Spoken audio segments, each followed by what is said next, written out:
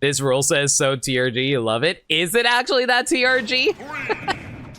Ooh, we're starting on Hollow Bastion. This is going to be a fun one. Yeah, but I'm a little surprised that Ruinseeker's rocking Kirby for the start of this. Normally they play Bowser Jr., so let's see how they perform here.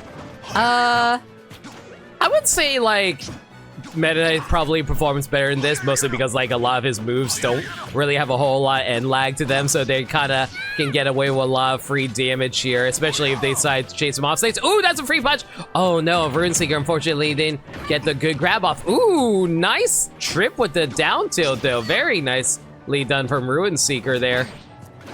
Building up some even damage between both players right now as they are just like feeling each other out. Ooh, that's a free punish there. Ooh, okay, you know what? That's fair. I respect grabbing the tornado. The tornado actually is a pretty decent kill move if you can get them pretty far off stage. But considering how it's Meta Knight, and I don't think Kirby can really push Meta Knight off stage too well. I do see how Erealyn kind of is using the tornado as a counter, which is an interesting choice. You mostly can get away with that online, mostly because like they are like a little hard to react to due to this. Ooh, nice dash attack though. Dash attack is a very good entry tool for Meta Knight comparably. Ooh, excellent back air though. That will clean up the stock for Ruinseeker though. Man, if there's like one move that I feel like is so broken. Do you guys remember how good Kirby's up tilt was in Kirby 64? That thing was like really massive. It had a huge, like, that was like the snake up tilt of Smash 64. It was so funny because it reached so far horizontally and it was freaking massive vertically as well. Unfortunately, no punish there. Honestly, I'm not entirely sure why Ruinseeker went for a dash attack there. Mostly because, like, oh, good fall through the platform. Like, if there's one thing I'm not a huge fan of in this game, it's mostly the platforms. Because, like, ooh, unfortunately, no tech there for Ruinseeker. Erealyn cleans out that stock. But yeah, like, the platforms are really hard to deal with in this game, mostly because of the fact that they are really hard to actually fall through sometimes. Because, like, I don't know, for some reason, even though I know you're just supposed to hold down, I'm holding down, and for some reason, I still land on the platform, even though I'm trying to fast fall through it. It's so bizarre sometimes. Sometimes the correct answer for that might just be mashing downward. But yeah, Erealyn's just taking a lot of damage right now, and unfortunately isn't really being punished a lot. I am appreciating how they're using the warp for Meta Knight to mostly avoid getting hit. Like, they're kind of using a teleport, kind of like the other teleport characters like Palutena or Mewtwo.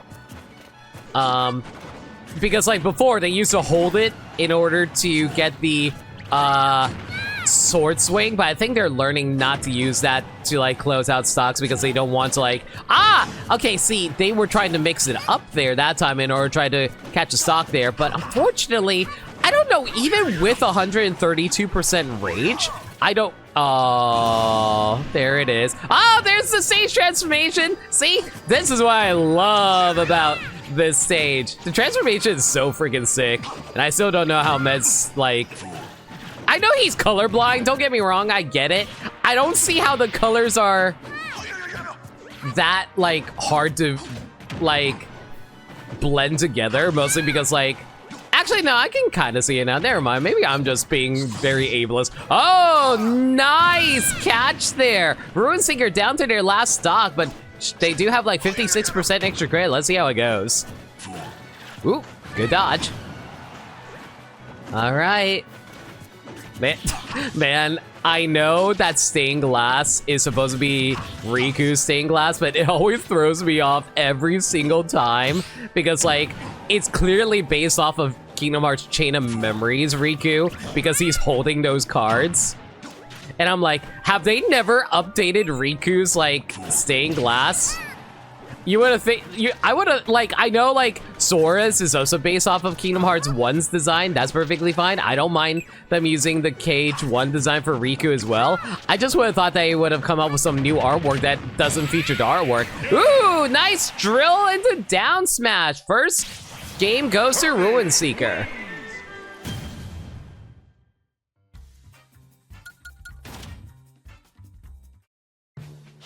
Bum bum bum bum bum bum ba ba ba ba ba ba ba ba ba ba.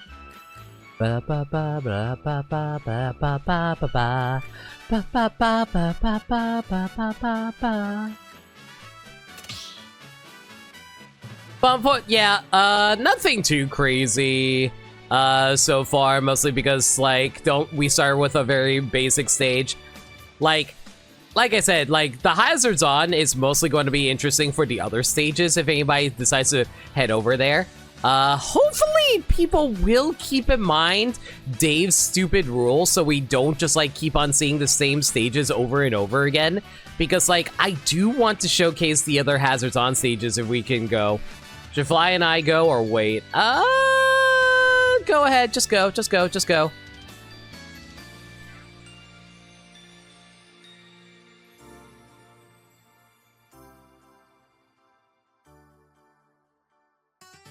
We still have losers to go through, so no worries. Just go ahead, Falcon.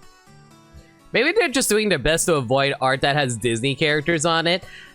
That is true. There is, like, they're probably... Actually, I wouldn't be surprised if Mickey was actually supposed to be on Riku's stained glass, but, like, they removed it for, you know, copyright reasons. Shrug.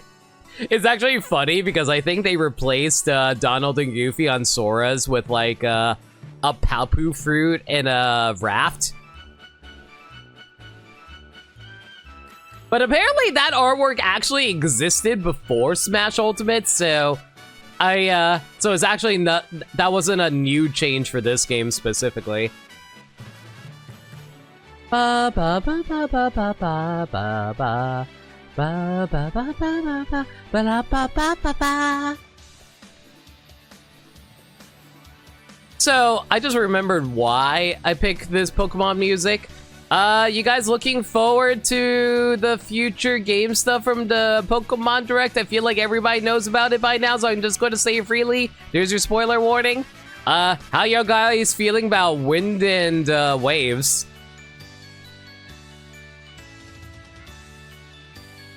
I think it looks really nice, honestly. I'm sure there's, like, frame rate drops somewhere in the trailer. I just didn't fully notice them. And at the very least, they're working on it until 2027, so it's not going to be a 2026 release. I like the new starters. I thought they were ugly at first, but I always think about that for every new starter. Giving it some time for polish, still surprised about that. I think they learned their lesson from Scarlet and Violet. When I say I got that dog in me, Pom-Bon is what you're talking about? Ah, so Missile from Ghost Trick. Got it.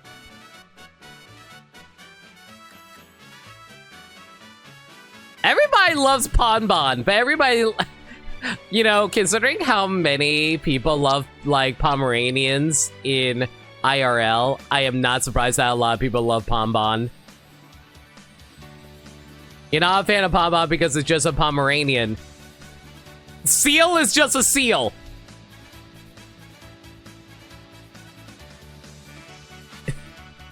Or is it Orange Toby Fox? You know what? I can also see that too.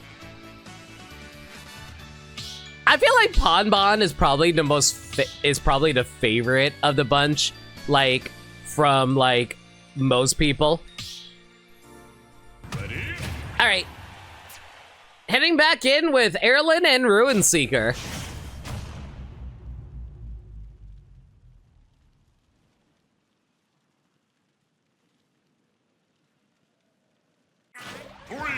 Woo! Heading over to Town and City. Like I said, this is the moving platform version of Town and City. So the middle platform is going to be constantly moving up and down, and there's going to be balloons popping in and out. Okay, so believe it or not, even though the balloons aren't carrying food or items or anything like that, they do actually have a function in Hazards On.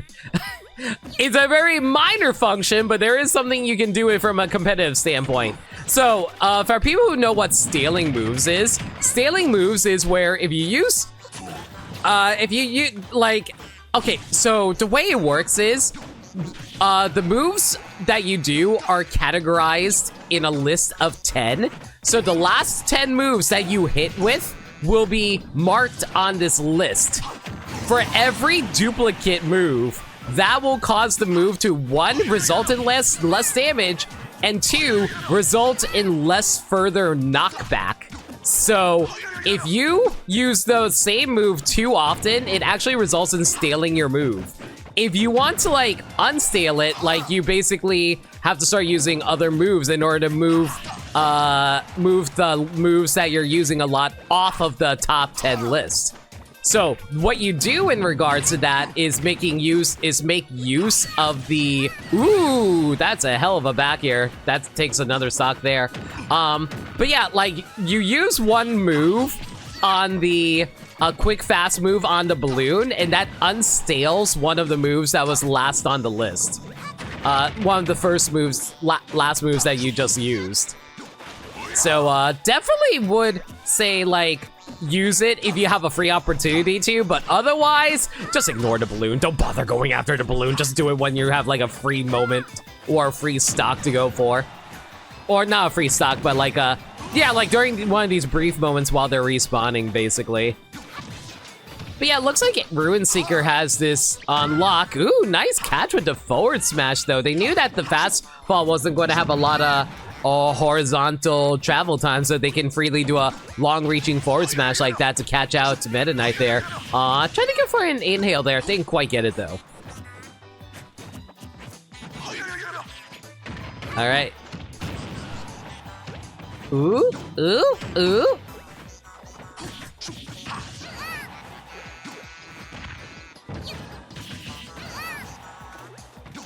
Man, every time I see those passing by balloons, my first and always thought is, man, I really, really want to pop that balloon. Man, we're back in Smash 4 days where I always remember to pop balloons. But anyway, ooh, can you actually get a good drag down? Nice! Unfortunately, Meta Knight's recovery is actually way too good.